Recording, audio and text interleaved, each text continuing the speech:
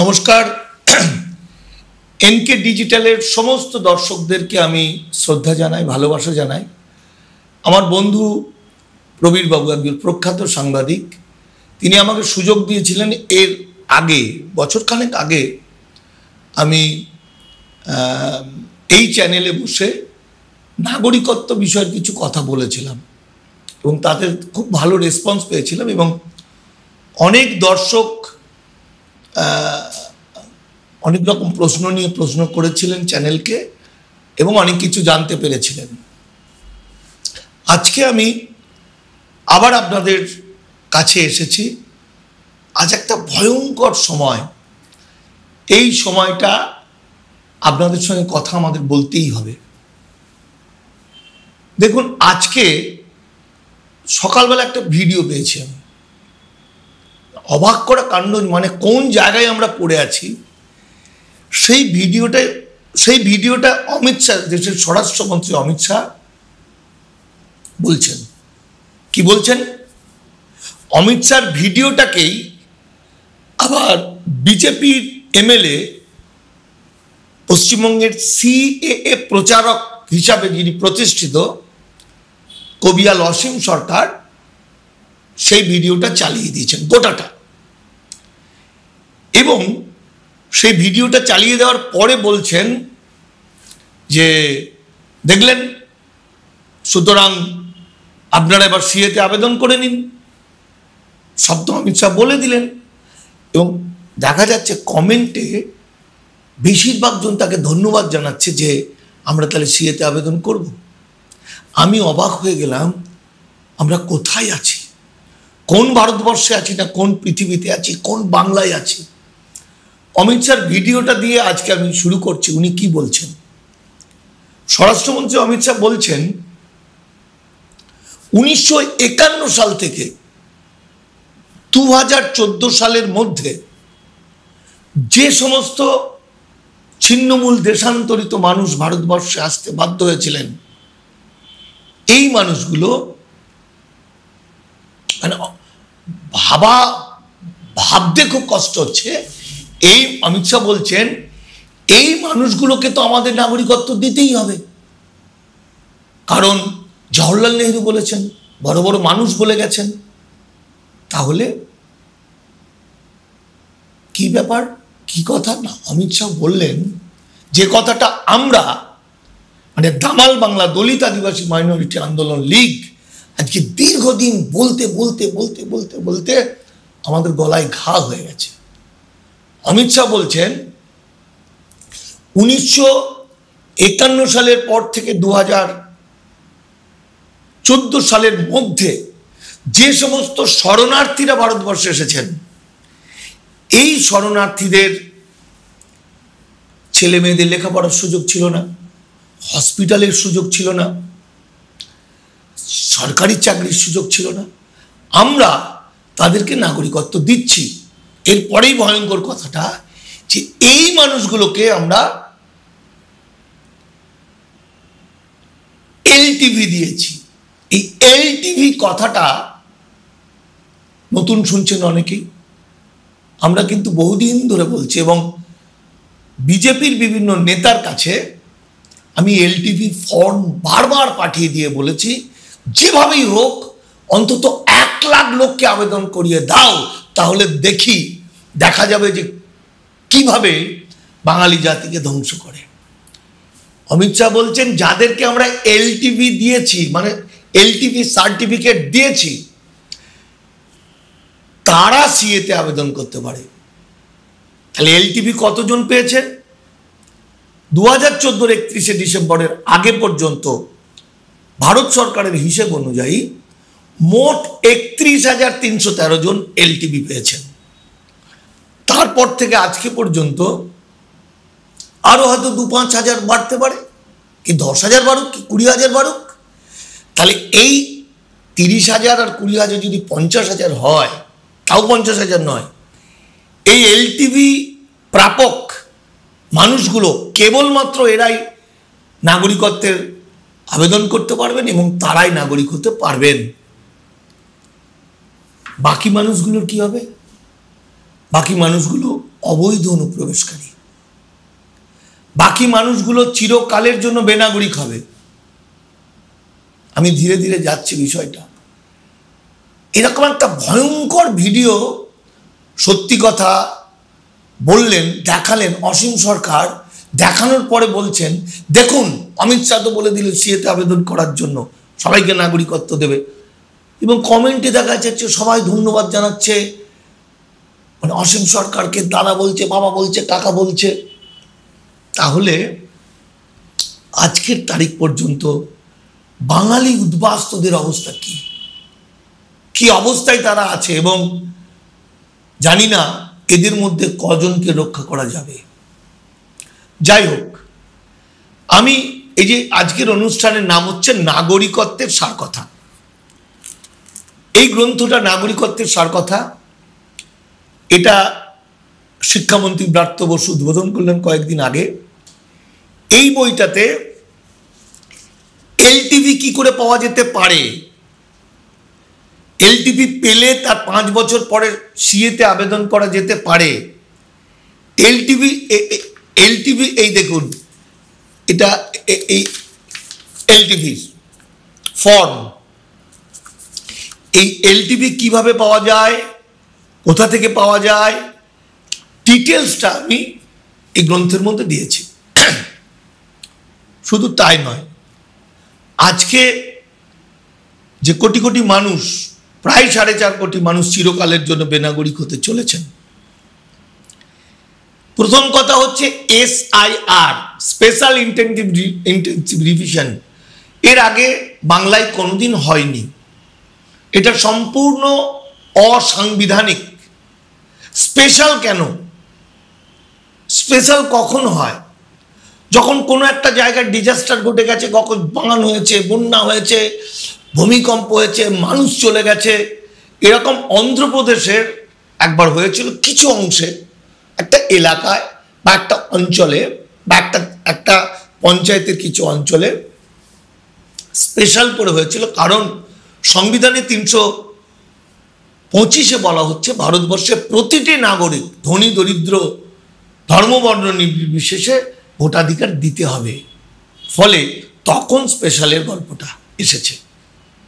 বাকি আপনি ভাবুন, 1951 সালে, 52 সালে প্রথম ভোটাধিকার শুরু হয় ভারতবর্ষে, মানে বাংলায়।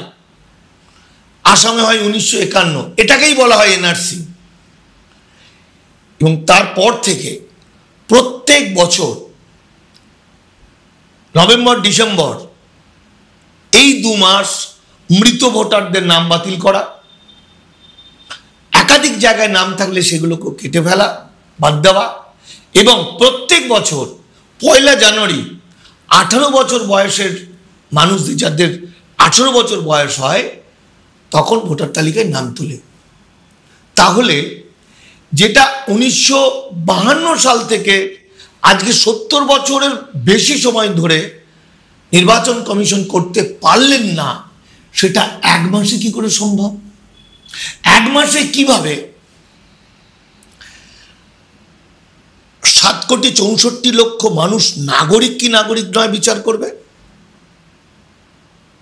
দেখুন, নির্বাচন কমিশন প্রথমেই কিন্তু বলে দিয়েছেন, এটা মনে রাখতে হবে, এবং দেশের প্রধানমন্ত্রী নরেন্দ্র দামোদর মোদী তিনিও বলেছেন, নরেন্দ্রবাবু বলেছেন, আমরা সংবিধান অনুযায়ী SIR করব, সংবিধান অনুযায়ী অবৈধদের দেশ থেকে বের করে দেব।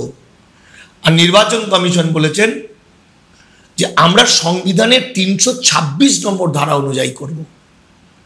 তার মানে 326 নম্বর ধারা অনুযায়ী SIR হচ্ছে। তাহলে 2002টা আসে কোথা থেকে? 2002 হতে গেলে তো সংবিধান সংশোধন করতে হবে। কারণ সংবিধানের 326 নম্বর ধারায় বলছে নাগরিকদের যখন 18 বছর বয়স হবে তখন তারা ভোটাধিকার পাবে। নাগরিক কারা? সংবিধানের 5, 6, 7, 8, 9, 10 আর্টিকেলে বলছে নাগরিক কারা। 5 নম্বর আর্টিকেলে বলছে 5-এর 1, ভারতের এই নতুন ভারতের সংবিধান প্রকাশের আগে যাদের জন্ম হয়েছে তারা নাগরিক। নতুন ভারতের সংবিধান প্রকাশের আগে থেকে যারা 5 বছর ধরে বাস করছে নাগরিক, আর একটা মারাত্মক কথা যেটাতে ফেসে যাবেন আমার রাজ্যের অসংখ্য ডাক্তার, অসংখ্য নেতা মন্ত্রী, এমএলএ, এমপি, শিক্ষিত, ইঞ্জিনিয়ার, বহু মানুষ বেনাগরিক হয়ে যাবেন। 5-এর খ, 5-এর খটা একবার পড়ে আপনারা, এই বইটাতে আমরা দিয়েছি সব, 5-এর খটা যদি আপনারা একবার পড়ে দেখেন তাহলে দেখবেন কি বলছে 5-এর খতে। 5-এর খতে বলা হচ্ছে, যাহার এই সংবিধানের প্রারম্ভে প্রত্যেক ব্যক্তি যাহার অধিবাস ভারতের রাজ্যক্ষেত্রে এবং যাহার পিতামাতার মধ্যে যে কেউ ভারতের রাজ্যক্ষেত্রে জন্মেছেন, সংবিধানের বাইরে কোনো আইন হতে পারে না। তাহলে সংবিধানে কি বলছে? বাবা মায়ের মধ্যে একজনকে নাগরিক হতে হবে এই ভারতের। তাহলে অপরজন যদি পাসপোর্ট ভিসা ছাড়া হবে কি? না, হবে না। কেন হবে না? না, 1950 সালে আমাদের দেশে আসাম ফরেনার্স এক্সপালশন অ্যাক্ট হয় সারা ভারতের জন্য। অর্থাৎ অবৈধভাবে যে ঢুকবে তাকে পুশব্যাক করো, কোর্টে তোলার দরকার নেই। 1951 সালে জেনিভা কনভেনশন, সারা পৃথিবীর উদ্বাস্তুদের নিয়ে সম্মেলন। ভারত বলছে আমাদের এখানে উদ্বাস্তু ঢুকতে দিই না, আমাদের বের করে দিই। ভারত গেলেন না সেখানে। 1952 সালের ব্রিটিশ যুগের যেটা প্রথম বিশ্বযুদ্ধ এবং দ্বিতীয় বিশ্বযুদ্ধের সময় যে ভয়ঙ্কর দুটো আইন তৈরি করা হয়েছিল, পাসপোর্ট অ্যাক্ট 1920, ফরেনার্স অ্যাক্ট 1946, ওই দুটোকে লাগু করে দিল। লাগু করে দিয়ে বলল, সরকার বলল, যারা পাসপোর্ট ভিসা ছাড়া ভারতবর্ষে আসবেন তাদের 3 বছর জেল এবং 50,000 টাকা ফাইন। ভাবুন তাহলে অবৈধ পথে কে আসছে, কিভাবে ঢুকবে আইনত? ধরা যাক আমার মা বাবা পাসপোর্ট ভিসা ছাড়া 1952 সালের পর দেশান্তরিত, ছিন্নমূল হয়ে সমস্ত কিছু হারিয়ে কাঁদতে কাঁদতে ভারতবর্ষে এলেন। সে তো জানে না পাসপোর্ট ভিসা, এবং আইনত তিনি ধরা পড়লেন। মানে প্র্যাকটিক্যালি ধরা পড়ছেন না, কিন্তু আইনের চোখে তিনি ধরা পড়ছেন। আমার মাকে রাখা হলো একটা জেলে, বাবাকে রাখা হলো একটা জেলে, তারপর এরা ছাড়া পেলেন, আবার পুশব্যাক করা হলো। তাহলে আমি হলাম কোথা থেকে? আমি আমি আমি যে লোকটা, আমি ভোট দিচ্ছি, আমি চাকরি করছি, আমি নেতা মন্ত্রী হচ্ছি, তাহলে আমার অস্তিত্বটা কোথায়? আমার মা বাবা তো একসঙ্গে থাকার সুযোগ ছিল না গ্রেপ্তার হওয়ার পরে। আমি আইনের কথা বলছি। তার মানে আমি হয়েছি, আমি আছি, আমার অস্তিত্ব আছে, আমি ভোট দিচ্ছি, আমি চাকরি করছি, আমি নেতা হয়েছি, মন্ত্রী হয়েছি, কিন্তু আমি নাগরিক নই। আমি নাগরিক না হয়ে এগুলো হতে পেরেছি, হয়ে গেছি। সেই যে 1952 সালের পাসপোর্ট অ্যাক্ট, ফরেনার্স অ্যাক্ট, এই আইনটাকে মানে সেই দিন থেকে লাগু হয়ে গেছে। তারপর থেকে যত মানুষ ভারতবর্ষে এসছে অবৈধ অনুপ্রবেশকারী, পাসপোর্ট ভিসা ছাড়া এসছেন বা পাসপোর্ট ভিসা নিয়ে এসেও ফিরে যাননি, তারা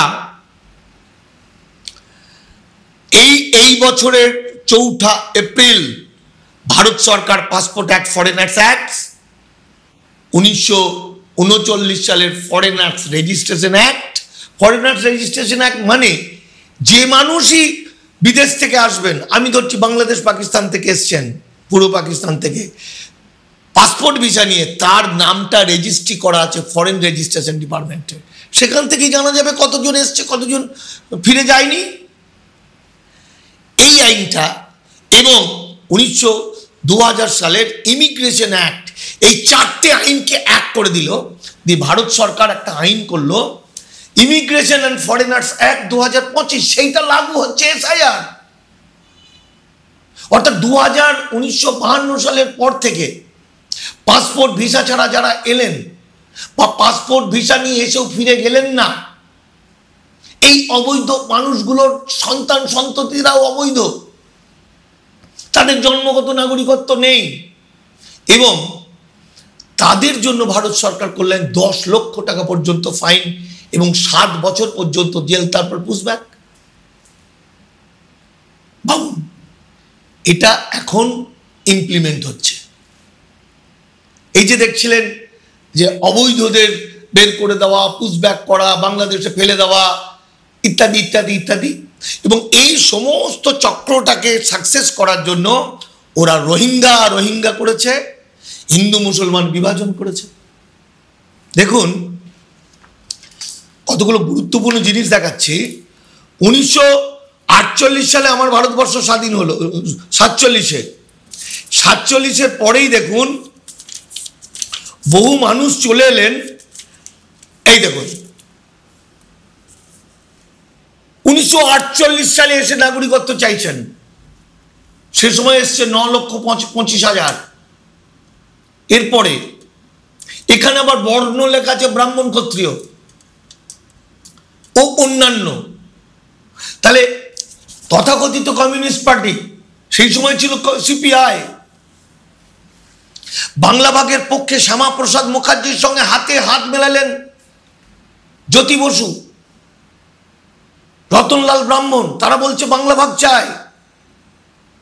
যাকে আমরা সারাদিন গালাগালি দিই বা গালাগালি শুনি, সেই দুই মহামানব হোসেন শহীদ সোহরাওয়ার্দী, তৎকালীন পশ্চিমবঙ্গের অখণ্ড বাংলার মুখ্যমন্ত্রী বা প্রধানমন্ত্রী, যোগেন্দ্রনাথ মণ্ডল এবং শরৎচন্দ্র বসু, নেতাজি সুভাষচন্দ্র দাদা এবং কিরণ শঙ্কর রায়, ইনারা বললেন বাংলা ভাগ যদি, ভারত যদি ভাগ হয় আমরা স্বাধীনতা ঘোষণা করব, আমরা বাঙালিকে আলাদা হতে দেবো না।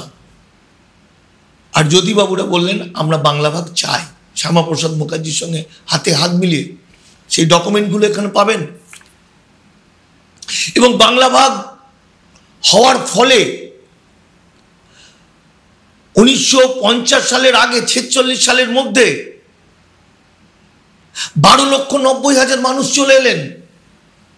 1950 সালের মধ্যে মোট 17 লক্ষ মানুষ চলে এলেন। কমরেড প্রশান্ত সুরের মতো মানুষরা চলে এলেন। 1946 সালে পিসি যোশী, তৎকালীন সিপিআই এর প্রধান, তিনি বলছেন যে প্রয়োজন হলে মালদা, মুর্শিদাবাদ, নদিয়া, দিনাজপুর পাকিস্তানে ঢুকে যাক। এবং আলটিমেটলি এই মানুষগুলো বাংলায় চলে এলেন। এরা এলেন নেতা, মন্ত্রী, এমএলএ, এমপি, বিভিন্ন রকম হলেন। হওয়ার পরে তারপর তারা ঠিক করে দিলেন আর কাউকে আসতে দেবো না, কিন্তু মানুষকে বললেন না। এবং 50 সালের পর থেকে আইন তৈরি হয়ে গেল, আসাম ফরেনার্স এক্সপালশন অ্যাক্ট, ভয়ঙ্কর, Geneva convention, passport act, foreigners act. ফলে আইন তৈরি হয়ে গেছে অবৈধভাবে পাসপোর্ট ভিসা ছাড়া কেউ আসতে পারবে না। অথচ নতুন ভারতবর্ষে ড্রেন তৈরি করতে হবে, ব্রিজ তৈরি করতে হবে, বড় বড় বিল্ডিং তৈরি করতে হবে। তাই প্রচার করে দিলেন, বর্ডার খুলে দিলেন যে ভারতবর্ষে আপনারা চলে আসুন। এই যে অসংখ্য মানুষ এলেন, লক্ষ লক্ষ মানুষ সব হারিয়ে ছিন্নমূল দেশান্তরিত মানুষ, তাদের মধ্যে আমাদের ঋত্বিক ঘটক, মহাশ্বেতা দেবী মতো মানুষরা, উৎপল দত্তের মতো মানুষ, অমর্ত্য সেনদের পূর্বপুরুষ তারা, প্রতুল মুখোপাধ্যায়দের মতো মানুষ, যারা আজকে সারা পৃথিবীতে বাংলা এবং বাঙালির, ভারতবর্ষের নাম উজ্জ্বল করে রেখেছেন, সেই মানুষরা চলে এলেন। আইনের চোখে তারা অবৈধ অনুপ্রবেশকারী হয়ে গেলেন। ছিন্নমূল দেশান্তরিত মানুষ তারা, আপনারা আর কি বলবো, রেল লাইনের ধারে জঙ্গল সাফ করে পাহাড়ে পর্বতে থেকে কোনো রকমে যখন ধীরে ধীরে ধীরে ধীরে ধীরে একটু বাঁচার চেষ্টা করছেন, আজ যখন তারা একটু একটু সুখের মুখ দেখলেন, তখন কেন্দ্রীয় সরকার বলছে এদের দায়িত্ব আমরা নেব না, এদেরকে বন্ডেড লেবার বানাবো। সারা পৃথিবীতে চলছে কর্পোরেট কর্পোরেট হাঙররা এদের গিলে খাবে, এদের ভোটার কার্ড, প্যান কার্ড, আধার কার্ড সব বাতিল করবে, পাসপোর্ট সব বাতিল করবেন। এরা ট্রেনের লং জার্নি করতে পারবে না, এরা রিজার্ভেশন পাবে না, এরা কিচ্ছু পাবে না। এই ভয়াবহ অবস্থাটায় আমি এই কারণে আপনাদের বলছি, ব্যাকগ্রাউন্ডটা যদি আপনারা না জানতে পারেন তাহলে এসআইআর বোঝা সম্ভব নয়। যারা আরএসএস এর নীতিগত সিদ্ধান্ত, যারা তৎকালীন সময়ের কমিউনিস্টের বেইমানি, যারা ছিন্নমূল দেশান্তরিত মানুষের যন্ত্রণা, এগুলো বুঝতে পারবেন না। তারা কোনোদিন নাগরিকত্বর সার কথা বা নাগরিকত্ব বুঝবে না, বুঝবে না, বুঝবে না। তারা এনআরসি বুঝবে না, তারা সিএ বুঝবে না, কিচ্ছু বুঝবে না। আর এই না বোঝাটা, এটাই হচ্ছে আরএসএস বিজেপির মূল লক্ষ্য। দেখুন, আমি মোটামুটি যে ইতিহাসটা বললাম, এ দেখুন 1950 সালের আগে যারা চলে এলেন এবং মুখ্যমন্ত্রী হলেন পরবর্তী সময়, তারা দেখুন, আমার এই বইয়ে লেখা আছে, ওপার বাংলার ভূমি সন্তানগণ যারা বাংলা ভাগের পক্ষে ছিলেন এবং পরবর্তী সময়ে বাংলার মুখ্যমন্ত্রী হয়েছিলেন, প্রফুল্ল ঘোষ মালকান্দা ঢাকাতে বাড়ি, প্রফুল্ল সেন সেনহাটি খুলনাতে বাড়ি, বিধানচন্দ্র রায় শ্রীপুর খুলনাতে বাড়ি, সিদ্ধার্থ শঙ্কর রায় হাসারা ঢাকাতে বাড়ি, জ্যোতি বসু বারদি ঢাকাতে বাড়ি, বুদ্ধদেব বচ্চার উনসিয়া ঢাকাতে বাড়ি। এরা সংবিধান প্রকাশের আগে চলে এলেন এবং এই পরের পাতায় আমি লিখছি, বাংলা ভাগের পরে স্বাধীন ভারতে ভারতের কমিউনিস্ট পার্টি ছিন্নমূল দেশান্তরিত মানুষদের রক্ষার জন্য পুনর্বাসনের জন্য আন্দোলন করেছেন বারবার, কিন্তু নাগরিকত্বের জন্য আন্দোলন করেননি। পুনর্বাসন, নট নাগরিকত্ব। প্রধানমন্ত্রী অটল বিহারী বাজপেয়ী 2003-এ যে সিএএ 2003 করলেন, আমরা অনেকেই মনে করি যে সিএএ 2003টা এনআরসি ভয়ঙ্কর এবং ওই সিএএ 2003ই উদ্বাস্তুদের শেষ করে দিল। না বন্ধু, এগুলো আমাদের মাথা ঘুরিয়ে দেওয়ার জন্য। সংবিধানেই তো লেখা আছে কে নাগরিক কে নাগরিক নয়, আর সিএএ 2003-এ বলা আছে নাগরিকদের তালিকা করো। কিন্তু 2003 মারাত্মক কি, আগে কখনো দেশভাগে বলি হওয়া মানুষদের মানে রিফিউজিদের বা উদ্বাস্তুদের উইপোকা বলা হতো না, তাদের ঘুষপেটিয়া বলা হতো না, তাদের ঘৃণা করা হতো না, বলা হতো না তাদের অমিত শাহের মতো ওপরের দিকে পা নিচের দিকে মাথা করে পিটিয়ে পিটিয়ে মারা হবে। কারণ তারাই ভারতবর্ষের মান সম্মান উজ্জ্বল করেছে পৃথিবীর কাছে।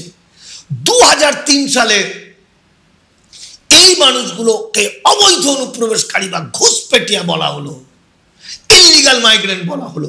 তখন কোন নেতা, কোন রাজনৈতিক দল প্রতিবাদ করলো না।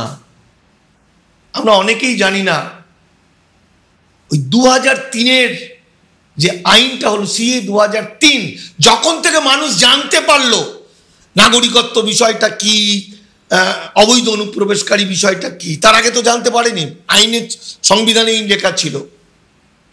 এবং সেই সময় ওই যে কমিটিটা ছিল না, সেই কমিটির সেক্রেটারি ছিলেন স্বদেশ চক্রবর্তী, আপনাদের হাওড়ার সাংসদ। সভাপতি ছিলেন প্রণব মুখার্জি কংগ্রেস, প্রধানমন্ত্রী অটল বিহারী বাজপেয়ী। এই সব কটা একসঙ্গে, এই সব কজন মানুষ একসঙ্গে দেশান্তরিত ছিন্নমূল মানুষদেরকে ওই পোকা ঘুষপেটিয়া করলেন, বললেন। আমরা প্রায়শই মুখ্যমন্ত্রী মমতা ব্যানার্জি সম্পর্কে এই অভিযোগটা, তার বিরুদ্ধে এই অভিযোগটা শুনি যে তিনি করেছেন। না, তার সুযোগ ছিল না, তিনি ওই কমিটিতে সুযোগও পাননি। তখন তৃণমূলের একটা সিট ছিল। আরো মারাত্মক দেখুন, মমতা বন্দ্যোপাধ্যায় আজকের সবচেয়ে বিপদের দিনে তার ভূমিকা, তিনি বলছেন আমি সিএএ মানি না, আমি সেই সিএ মানি যে সিএতে আজ পর্যন্ত যারা ভারতে বসবাস করছে, অর্থাৎ দেশভাগে বলিও মানুষকে নাগরিকত্ব দিতে হবে। তো মমতা বন্দ্যোপাধ্যায়কে ধরবো কোথায়? ধরার তো কোনো সুযোগ নেই, কারণ নাগরিকত্ব ইস্যুতে মমতা বন্দ্যোপাধ্যায়কে গালাগালি দেওয়ার কোনো সুযোগ নেই। কারণ 1950 সালে সংবিধান যখন রচনা হয় তখন মমতা বন্দ্যোপাধ্যায়ের জন্ম হয়েছে কিনা আমি জানি না। 1951 সালে জেনিভা কনভেনশনের সময় মমতা ব্যানার্জি হয়তো জন্মগ্রহণ করলেও বা খুবই শিশু ছিলেন। পাসপোর্ট অ্যাক্ট, ফরেনার্স অ্যাক্ট 1952-তে লাগু হলেও মমতা ব্যানার্জিকে ধরার কিছু নেই, তিনি তখন শিশু। 1971 সালে যখন যখন মুক্তিযুদ্ধ বাংলাদেশে, তখন মমতা ব্যানার্জি কিশোরী। 2003 মমতা ব্যানার্জি এন্ট্রি করছেন রাজনীতিতে। তাহলে যেহেতু 2003-এ অটল বিহারী বাজপেয়ী গভর্নমেন্টের শরিক ছিলেন একটা সিট, তাহলে মমতা ব্যানার্জিকেও দোষ দেওয়া যায়, তিনিও দোষী। কিন্তু যারা সারাদিন তাকে গালাগালি দিচ্ছে, সেই কমিউনিস্ট পার্টি, সেই সারা ভারতবর্ষের 62 জন এমপি স্বাক্ষর করেছিলেন সেই আইনে। 2003-এ যে আইনে এনআরসির কথা বলা হলো, যদিও সংবিধানে ছিল, যে আইনে বলা হলো আবার মনে করে দেওয়া হলো 1948 সালের 19 জুলাই হচ্ছে নাগরিকত্বের ভিত্তিবর্ষ। মারাত্মক হচ্ছে যে আইনে আনা হলো অবৈধ অনুপ্রবেশকারী শব্দটি। আর একটা ভয়ঙ্কর জিনিস দেখুন, আমরা কথায় কথায় বলে থাকি, অনেকেই বলেন যে মুখ্যমন্ত্রী মমতা ব্যানার্জি তো ওই এনআরসিটা তো উনিই করালেন, উনিই তো এনআরসি চেয়েছিলেন। এই ছবিটা দেখুন, কত সালের ঘটনা? 2005। তিনি লোকসভায় কাগজ ছুঁড়ে ফেলেছিলেন, ছুঁড়ে দিয়েছিলেন। গাইঘাটার ভোটার লিস্টে দেখা যাচ্ছে বহু মানুষের বাংলাদেশেরও ভোটার তালিকায় নাম আছে, এখানেও ভারতের দ্বৈত নাগরিকত্ব নেই। মমতা ব্যানার্জি সেটা ছুঁড়ে দিলেন, সেই থেকে তার দুর্নাম হয়ে গেল। কিন্তু আইনটা সংবিধানের থাকার পর আইন কবে হলো না? আইনটা হচ্ছে 2003-এ। মমতা বন্দ্যোপাধ্যায় ছুঁড়ে ফেলেছেন কবে? 2005-এ। তাহলে তিনি তো ঠিকই করেছেন। আমি এখানে একটুখানি যদি পড়ি, আপনারা এই গ্রন্থে আছে, বাস্তবে আমি বলতে চাইছি, বাস্তবে ভারতের সংবিধানে বলা আছে কারা দেশের নাগরিক। এনআরসি মানে নাগরিকদের তালিকা। এনআরসিতে মানুষ বেনাগরিক হয় না, মানুষ বেনাগরিক হয় 1952 সালের পাসপোর্ট অ্যাক্ট এবং ফরেনার্স অ্যাক্টে। একটু শুনুন দয়া করে। এনআরসি ব্যাপক প্রচারটা আসলে জনগণের দৃষ্টি ঘুরিয়ে দেওয়া দিয়ে আইনের মাধ্যমে মানুষদের বেঁধে ফেলার রাষ্ট্রীয় কৌশল। 2006 থেকে 2010 সাল পর্যন্ত পশ্চিমবঙ্গের বহু মানুষকে বেনাগরিক বানিয়েছিল তৎকালীন বামফ্রন্ট সরকার। মুখ্যমন্ত্রী বুদ্ধদেব ভট্টাচার্যের নেতৃত্বে অবৈধ অভিবাসীদের ধরার জন্য একটি টাস্ক ফোর্স তৈরি করা হয়েছিল। সেই সময় 11 লক্ষ মানুষের নাম বাদ গিয়েছিল ভোটার তালিকা থেকে। ভাবুন তো একবার, সেই সময় সমস্ত পলিটিক্যাল দলগুলো যদি বাঙালি হয়ে উঠত, যদি এটা উদ্বাস্তু ভাইদেরকে শুধু রাজনীতি এবং ভোটের একটা যন্ত্র হিসেবে, ভোট বাক্স হিসেবে মনে না করে সত্যি সত্যি বামফ্রন্টের নেতারা বলে দিত যে অবৈধ পথে, ইল্লিগাল পথে পাসপোর্ট ভিসা ছাড়া তোমরা এসো না, তাহলে আজকে আমার সোনার বাংলাদেশ বেঁচে যেত। আমাদের বাংলাদেশের অসহায় যারা নিজেদেরকে অসহায় মনে করছে, সেই কিছু হিন্দু অন্তত আমি মরে গেছি বলতো না। 29% থেকে হিন্দু সংখ্যা সেখানে 8%, 7% নেমে আসতো না। সেখানেও তাদের ছেলে মেয়েরা বড় হতে হতে মুসলমানদের সঙ্গে ব্যালেন্স হয়ে যেত।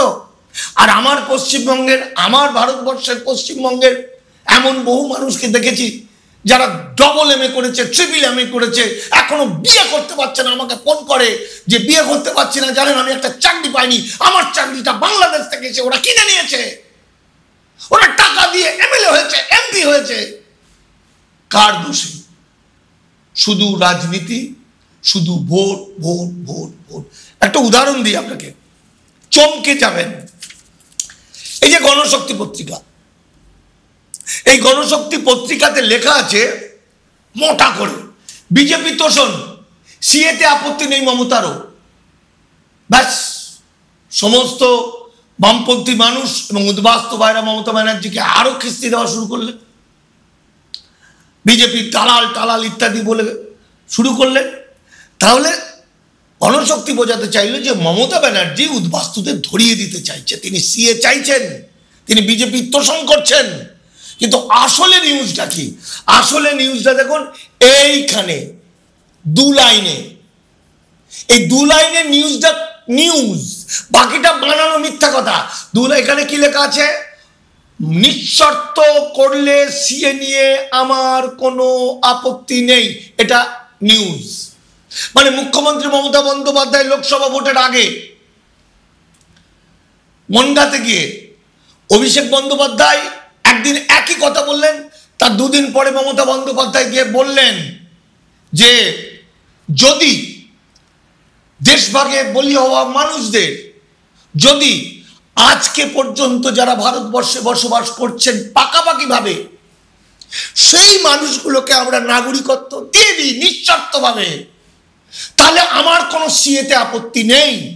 করুন না, সিএ মানে তো নাগরিকত্ব, তাহলে নাগরিকত্ব দিয়ে দিন তাদেরকে। মুখ্যমন্ত্রী মমতা বন্দ্যোপাধ্যায় বললেন, গণশক্তির উল্টো চাপা হলো। আর মুখ্যমন্ত্রী মমতা বন্দ্যোপাধ্যায়ের পাশে যে মানুষগুলো থাকেন, ঘিরে থাকেন, মুখ্যমন্ত্রী মমতা বন্দ্যোপাধ্যায়ের কাছে পৌঁছানো যায় না যাদের কারণে, যারা মুখ্যমন্ত্রী মমতা বন্দ্যোপাধ্যায়কে সারা দিন ঢপবাজি দেয়, মিথ্যা কথা বলে, এই মানুষগুলো এই মারাত্মক কথাটা প্রচার করলেন না। আমি এমন অনেক বিজেপি নেতাকে, তৃণমূলের নেতাকে জানি, উদ্বাস্তু নেতা, যে বিজেপি নেতা শান্তনু ঠাকুরকে ভগবান মনে করে। প্রবলেমটা কোথায়? অন্যান্য রাজনীতিতে যেমন মাটি থেকে উঠতে হয়, তৃণমূলে মাটি থেকে ওঠার লোকদের কোনো ভ্যালু নেই। সারা জীবন যে তৃণমূল করছে তার কোনো মূল্য নেই। কে বিজেপি থেকে আসবে, কে সিপিএম থেকে আসবে, কে এসে মমতাদির পাশে বলে দেবে এই লোকটা হেভি ভালো, হেভি ভালো, এ বিরাট গুণী। মমতা ব্যানার্জি হচ্ছে, সে কিভাবে যা তোকে ইয়ে করে দিলাম, তুই রাজা হয়ে যা, সঙ্গে সঙ্গে তাকে একটা পদ দিয়ে দিলেন। এই পদ পাওয়া মালগুলো এরা মমতা ব্যানার্জিকে শত্রু মনে করে, এরা মমতা ব্যানার্জির বিরুদ্ধে, এরা লুকিয়ে লুকিয়ে সিএর পক্ষে, বিজেপির পক্ষে। আমি এমন জনদের চিনি, অত্যন্ত ভালোভাবে চিনি। বিজেপির সময় 2021 ভোটের আগে আমি তাদের হাতে পায়ে ধরেছিলাম যে উদ্বাস্তু মতুয়া ভাইরা চিরকালের জন্য শেষ হয়ে যাবে। আমার দেশান্তরিত ছিন্নমূল উদ্বাস্তু ভাই, সে মতুয়া হোক, নমশূদ্র হোক, পণ্ডক্ষত্রী হোক, রাজবংশী হোক, তারা শেষ হয়ে যাবে। তোমরা দয়া করে এই সত্যি কথাটা মানুষকে বলে দাও। আমি এক নেতাকে বলেছিলাম, আমার সঙ্গে তখন আমাদের দামাল বাংলার সেক্রেটারি ছিলেন শিখারানী মণ্ডল। আমরা রাতে, অনেক রাত্রেবেলায় তপন বলে একটা জায়গা, মালদার কাছ দিয়ে কোথাও গেছিলাম, অনেক রাত্রে যখন একটা মতুয়াদের অনুষ্ঠানে বলে পালিয়ে আসতে গেছি, তখন আমরা ধরা পড়ে গেছি। বিভিন্ন জায়গায় পেটানি খেয়েছি, মার খেয়েছি, গাড়ি ভাঙচুর করে দিয়েছে, মেরেছে। এই শিখাদিকে, আমি তো গাড়িতে বসেছিলাম, শিখার আমাদের রবীন্দ্রনাথ তালুকদারকে মারার জন্য দেখা যাচ্ছে এইখানে রিভলভার বিজেপি করছে, বিজেপির ছেলেরা। অথচ সেই যে নেতাদেরকে আমি রিকোয়েস্ট করেছিলাম, পায়ে ধরেছিলাম বিজেপির নেতাদের, যে তুমি নিজে উদ্বাস্তু, তুমি নিজে মতুয়া, আজকে তাদেরকে বাঁচাও, সেই লোকটা বিজেপি থেকে পরবর্তী সময় তৃণমূলের অত্যন্ত বড় রেঞ্জের কোন একটি দপ্তরের চেয়ারম্যান, দুটো তিনটে দপ্তরের চেয়ারম্যান। গত 3 বছরে বারবার তাদেরকে বুঝিয়েছি যে তোমরা উদ্বাস্তু উদ্বাস্তু করো, উদ্বাস্তু মানুষ, উদ্বাস্তু বাঁচানোর জন্য তোমরা কেন মানুষকে জানাচ্ছ না? আমি মানিক ফকির এবং দামাল বাংলা হরিদাস পাল, আমরা ডাকলে 3 মাস ধরে ভাউ ভাউ ভাউ ভাউ করে চিৎকার করলে 13টা লোক হয়, 1 মাস ধরে বললে 7টা লোক, 13টা লোক এসে 7টা লোক বলবে ভাড়া দেবেন তো, আমরা ডাকলে কেউ আসে না। যাই হোক, মমতা বন্দ্যোপাধ্যায় যে কাজগুলো করেছেন সেগুলো হয়তো আমার মতো দু একটা লেখকের গবেষণার বিষয় হবে, কিন্তু মানুষের কিছু করতে দিল না তার পার্টির লোকেরা। নিঃশর্ত নাগরিকত্বের দাবি তুলেছিলেন ভারতবর্ষে একমাত্র মমতা বন্দ্যোপাধ্যায়। যাই হোক, আমি এবার আসল জায়গাগুলোই আসছি। দেখুন, পূর্ব পাকিস্তান থেকে দেশভাগের পর গোটা পূর্ব পাকিস্তান অন্ধকার, গুনগুন গুনগুন গুনগুন করছে অন্ধকার, কল্পনা করে দেখুন। কিন্তু দু একটা বাড়িতে আলো জ্বলছে, team team team team team team. ওরা কারা ভাবতে পারেন? লক্ষ লক্ষ মানুষ ছিন্নমূল হয়ে বাক্স প্যান্টরা মাথায় নিয়ে কোনো রকমে হাঁপিয়ে হুপিয়ে, আত্মীয় বিয়োগ হয়েছে, এ মারা গেছে সে মারা গেছে, কোনো রকমে গিয়ে কলকাতার দিকে আসছেন। আর ঠিক সেই সময় পূর্ব পাকিস্তানের অন্ধকার গ্রামগুলোই দু একটা বাড়িতে লাইট জ্বলছে। এই আলোটা কাদের বাড়িতে জ্বলছে? এরা শিক্ষিত সম্প্রদায়, এরা তথাকথিত উচ্চবর্ণ, এরা সচেতন মানুষ। যে সময় লক্ষ লক্ষ মানুষ প্রাণ বাঁচাতে ভারতবর্ষে এসছে, ভারতের হিন্দুত্বের হিন্দু হিন্দু হিন্দু হিন্দু এই টানে, ভারত আমার মা, ভারতবর্ষ আমার প্রাণ এই বলে যখন যারা আসছে, সেই সময় কিন্তু কিছু লোক ওই যে লাইট জ্বলছে তারা তখন আমাদের পাসপোর্ট অফিসে যাচ্ছেন পূর্ব পাকিস্তানে, ভিসা করছেন, মাইগ্রেশন সার্টিফিকেট করছেন। তারপর একদিন তারা প্লেনে চেপে চলে এলেন কলকাতা। এসেই ক্যাম্পের মধ্যে হয়তো সঙ্গে যে লোকটা ছিল চাকর বাকর, নমশূদ্র বা কিছু, সে মালপত্র মাথায় করে বয়ে নিয়ে আসছিল, তাকে সহ ক্যাম্পে হয়তো কুপার্স ক্যাম্পে বা বিজয় কোথাও রাখলেন। রেখে সেই মালিক কিন্তু চলে গেলেন এসডিও অফিসে ওই ইমিগ্রেশন বা মাইগ্রেশন সার্টিফিকেটটা জমা দিতে, সিটিজেনশিপের জন্য চেষ্টা করতে। কিন্তু সে কোনোদিন বললেন না যে এই যে তুই বাবা যে লোকটা মাথায় করে নিয়ে এলেন তথাকথিত নিম্নবর্ণের মানুষ বাড়িতে কাজ করতো, তাকে বললেন না যে তুই সিটিজেনশিপের জন্য আবেদন কর, তুই নাগরিকত্ব তোকে নিতে হবে, না হলে ভবিষ্যতে তোর বিপদ হবে। তাহলে বুঝুন, দু ধরনের মানুষ এলো। এক ধরনের মানুষ ছিন্নমূল দেশান্তরিত, যাদের কাছে কোনো কাগজপত্র নেই আইনে, তখন পাসপোর্ট অ্যাক্ট ফরেনার্স অ্যাক্ট চালু হয়ে গেছে।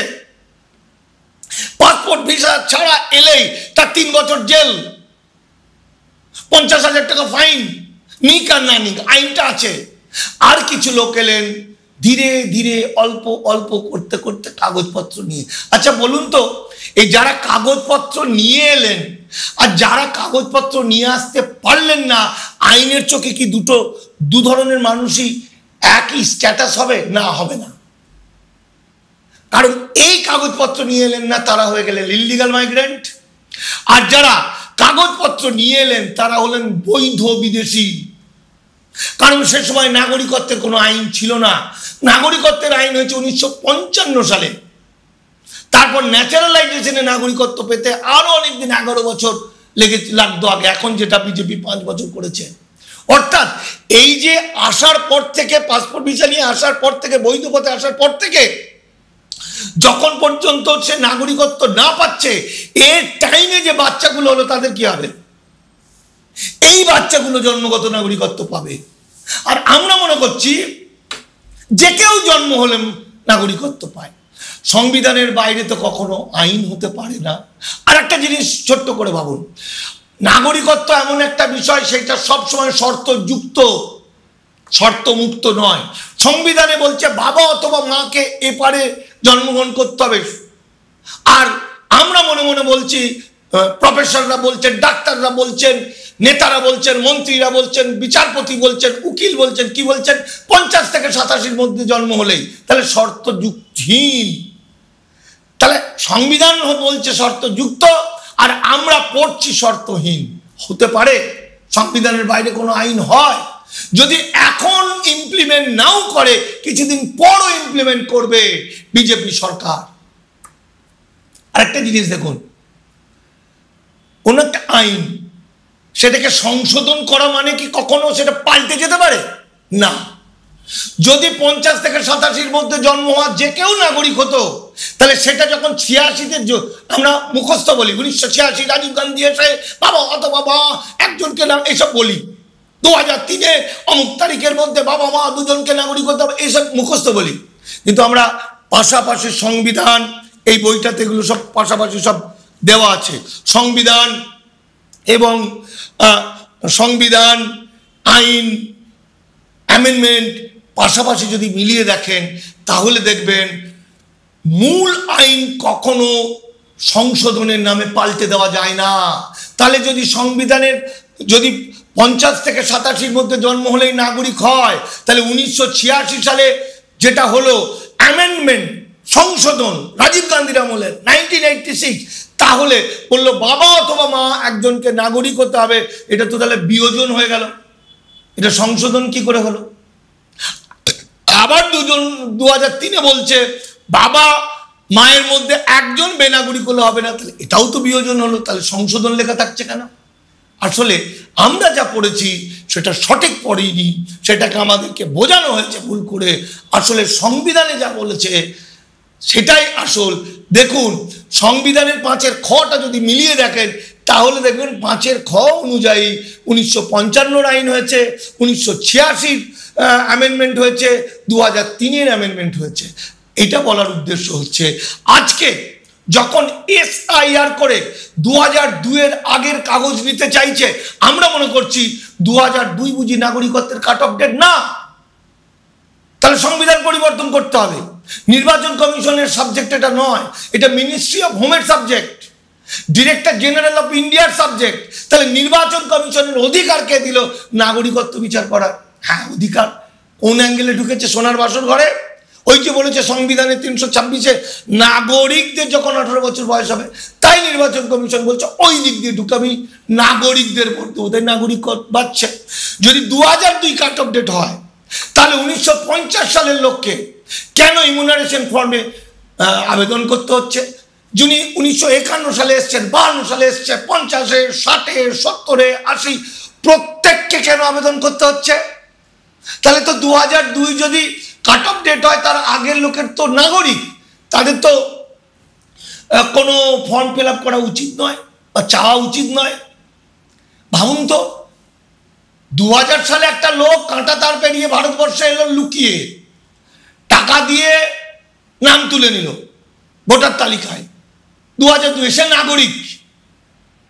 আর যে আমার দেশের আদিবাসী বা আমার দেশের SC ST OBC বা আমার দেশের সাধারণ একটা মানুষ, তার কাগজপত্র নেই, তার একটা বাক্স প্যাডরা নেই কাগজ রাখার, তার একটা মাথার চালা নেই জল আটকানো ভালো করে, তো সেই লোকটা কাগজ নেই বলে সে বেনাগরিক হয়ে গেল। এটা আইন হতে পারে? তার মানে এটা আইন নয়। আমি আপনাদেরকে যে কথাগুলো বলছি সেটার উদ্দেশ্য হলো আগে রোগটা যদি ধরেন তাহলে ওষুধ আপনারাই দিতে পারবেন।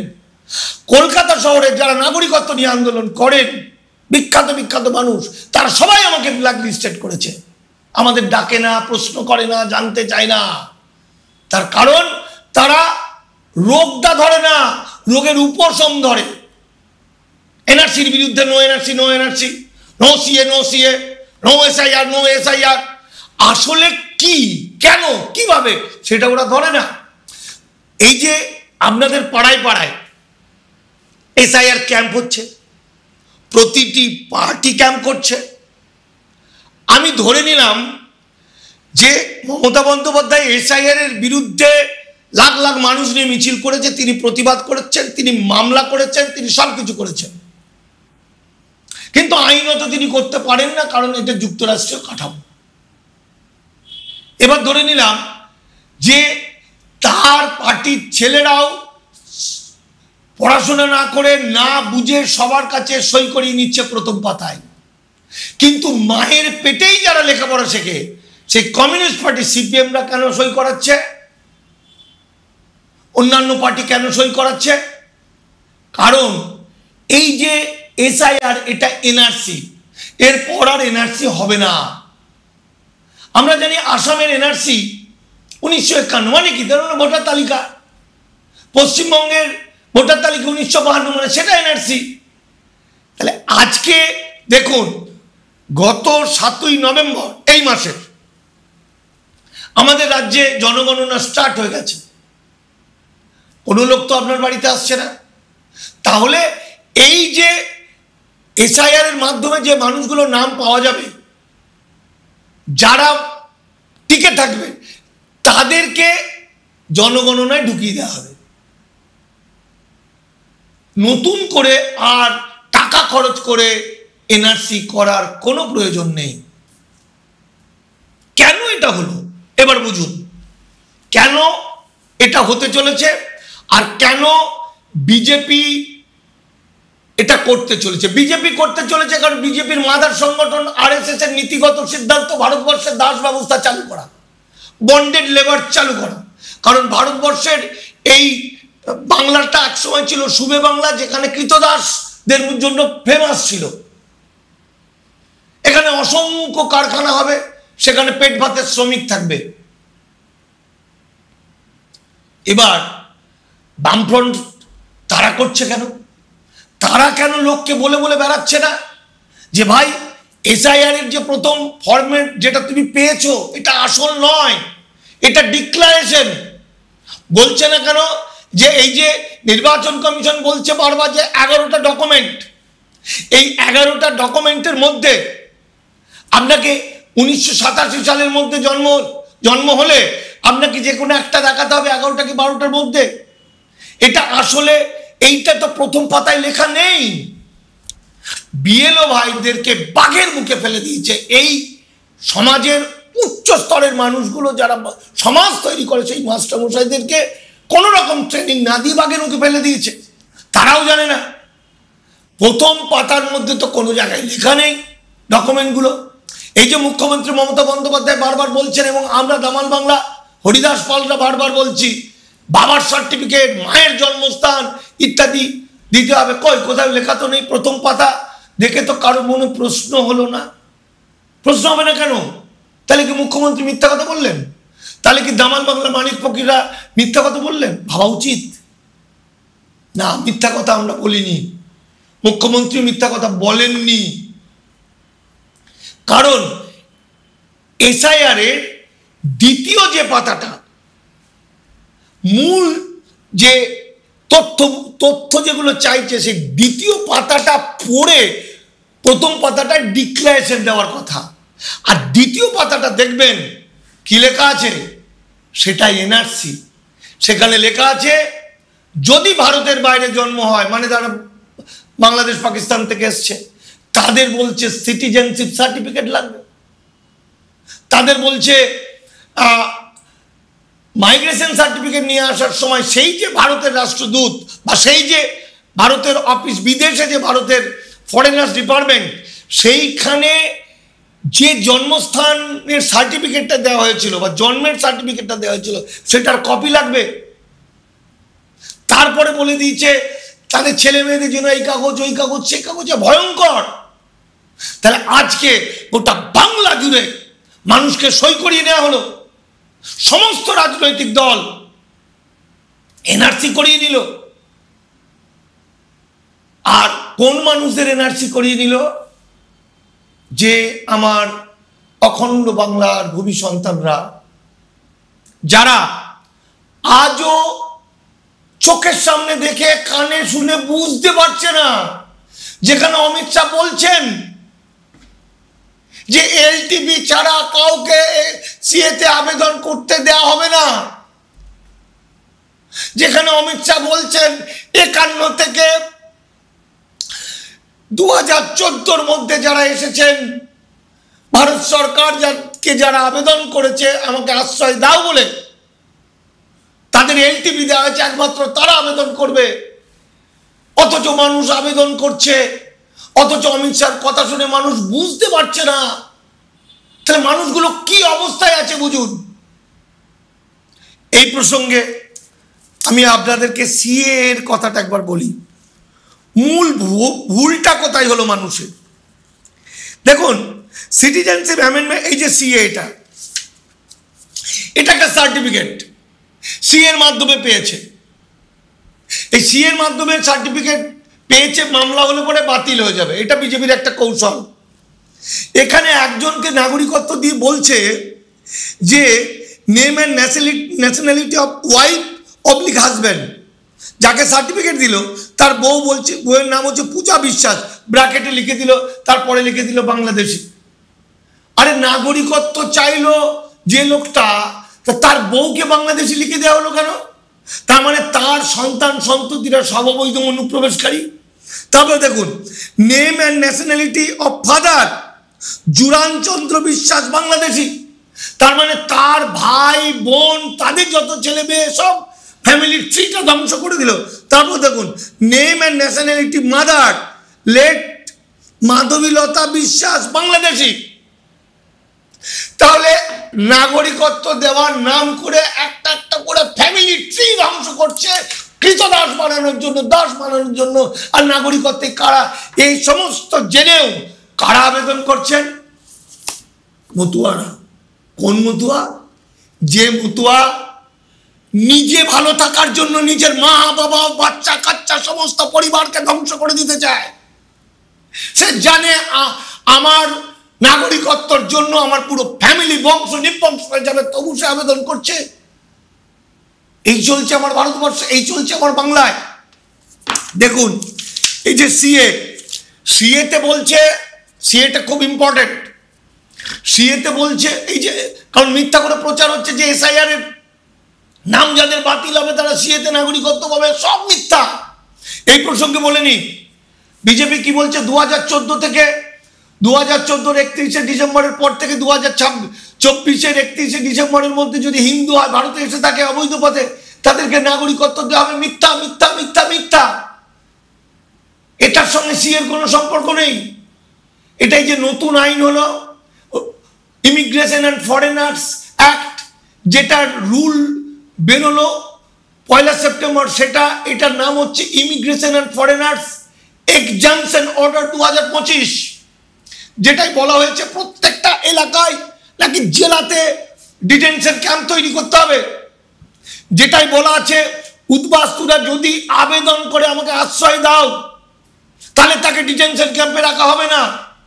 আশ্রয় চাইতে হবে, আমাকে শরণার্থী হতে চায়, তার মানে সে রোহিঙ্গাদের মতো সে একটা কার্ড পাবে, ওয়ার্ক পারমিট পাবে, তার ভোটার কার্ড থাকবে না, তার প্যান কার্ড থাকবে না, তার ব্যাংক থাকবে না, তার ছেলে মেয়ে 8 পর্যন্ত পড়তে পারবে, তার বেশি পড়তে পারবে না, তার পাসপোর্ট থাকবে না। এই আইনটা 2014 থেকে 26-এ আসা লোকেদের জন্য বলছে নাকি তাদের হিন্দু হৃদয় সম্রাট তাদের ভারতবর্ষ থেকে যেতে দেবে না, কিন্তু সেখানে যদি মুসলমান হয় এই সুযোগটা তারা পাবে না, তারা ডিটেনশন ক্যাম্পে যাবে। তাহলে কোন বাংলায় আমরা বাস করছি এখন? কোন বারুদের স্তূপের মধ্যে আমরা বাস করছি? একবার ভাবুন, বাংলার 4.5 কোটি মানুষকে চিরকালের জন্য বেনাগরিক করতে চলেছে, আমাদের কৃতদাস ব্যবস্থা করতে চলেছে।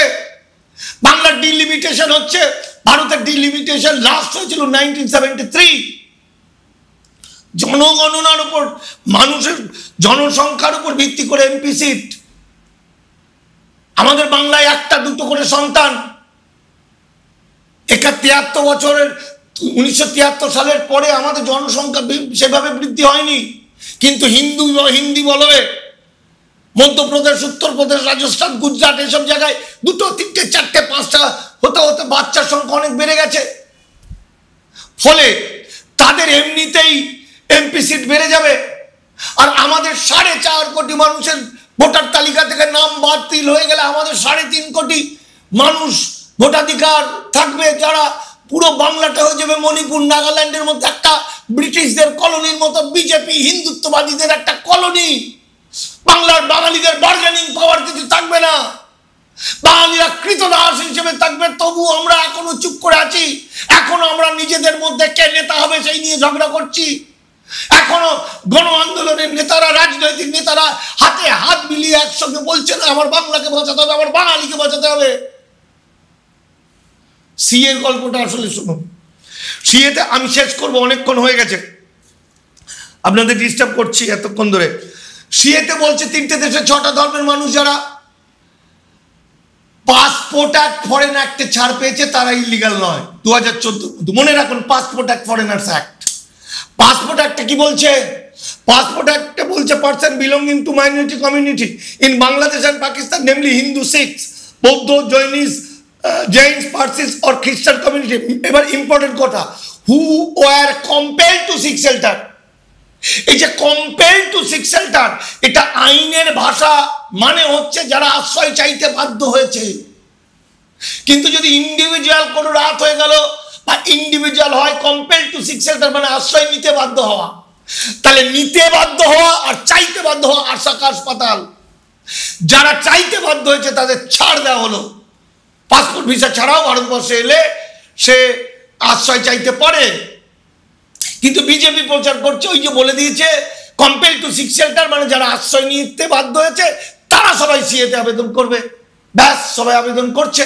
এই দেখুন, আপনারা গুগল সার্চ করবেন বা এআই থেকে দেখবেন বা কোথাও থেকে, এই দেখুন, প্রবল বাধ্যবাধকতায় আশ্রয় চাইতে বাধ্য হয়। আপনারা বলুন তো, কোনো সন্তান যদি দুধ না কাঁদে, মা কিন্তু দুধ দিতে চায় না। অনেক সময় পৃথিবীতে এমন কিছু নেই যা বিনা এমনিতে পাওয়া যায়। তাহলে দেশভাগে বলি হওয়া যে মানুষগুলো এসেছেন, সেই মানুষগুলো তো এসে ভারত সরকারের কাছে আশ্রয় চাইবে। এই ছিন্নমূল দেশান্তরিত মানুষ বা তারপরে আসা উদ্বাস্তু মানুষরা কেউ কোনোদিন আশ্রয় চেয়েছিল? আশ্রয় চাইতে গেলে কোথায় চাইবে? ভারত সরকারের কাছে। ভারত সরকার মানে ফরেন রেজিস্ট্রেশন ডিপার্টমেন্ট। এই দেখুন আশ্রয় চাওয়ার সেই ফর্ম। এখনো যদি কেউ আশ্রয় চায়, আমি তো বলতে পারি 1950 সালের পর থেকে যাদের কি বলবো, আমাদের বর্ডার স্লিপ আছেন, যাদের বর্ডার স্লিপ আছে, যাদের উদ্বাস্তু কাগজ আছে, সেখান থেকেই তো প্রমাণ হয় হিন্দু, সেখান থেকেই তো প্রমাণ হয় বাংলাদেশ বা পূর্ব পাকিস্তান থেকে এসছে, যেটা অমিত শাহ বলছে 1951 থেকে 2014। তাহলে সেই কাগজ নিয়ে কেন তারা এই আশ্রয় চাইল না? দেখুন, আমি আজকের আলোচনাটা আন্দোলনের একজন অ্যাক্টিভিস্ট হিসাবে বলছি না, আমি একজন গবেষক হিসাবে বলছি। আমি নাগরিকত্ব বিষয়ের গবেষণা করি, গবেষক হিসাবে বলছি। আমার এই গ্রন্থ কলকাতা হাইকোর্টের বড় বড় উকিল সব্যসাচী চ্যাটার্জি থেকে শুরু করে বড় বড় উকিলরা ব্যবহার করার চেষ্টা করে। অভিষেক হালদার অত্যন্ত বড় উকিল, তিনি এটাকে কোর্ট করতে চান, কোর্ট করেন। সুপ্রিম কোর্টের উকিলরা, আমি নিজে ছবি আঁকার ছেলে, নাটক থিয়েটারের ছেলে, আমি আইনের অবুঝি না, কিন্তু আমি প্র্যাকটিস করতে করতে মাটিতে মিশতে একদিকে প্র্যাকটিক্যাল মতোয়াদের নিয়ে কাজ, মুসলমানদের নিয়ে, এই দুটো সম্প্রদায়কে নিয়ে আমি কাজ করি, তাদের সুখ দুঃখে পাশে দাঁড়াই। থাকতে আমি করতে গ্রন্থ লিখেছি, আমার রিসার্চ এটাই।